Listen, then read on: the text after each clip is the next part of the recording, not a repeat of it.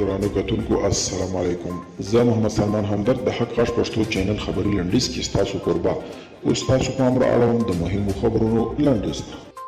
کابل کې د امریکا سفارت د یوې خبرپاڼې په خپرولو سره ویلي چې د دغه وروستیو کې په ټول افغانستان کې ترهګریز بریدونه، جنایي جرمونه او هدفي وژنې ډېرې شوي دي. نو یو شمېر هوټلونه او هغه سیمې چې د بهرنیو وګړو د تګ راتګ او راټولېدلو ځایونه دي له زیات ګواښ سره مخ دي.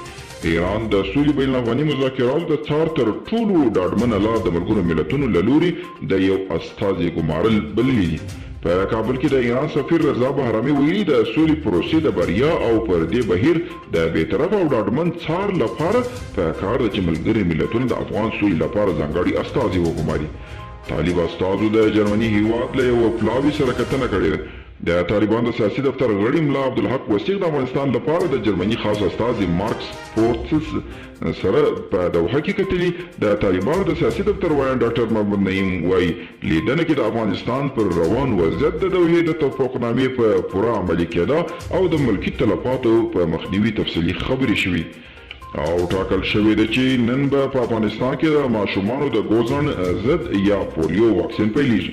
د عامه روغتیا وزارت وایي دا کمپاین به 15 ورځې دوام وکړي چې په کې به نږدې 10 میلیونه ماشومانو ته واکسین ورسول شي.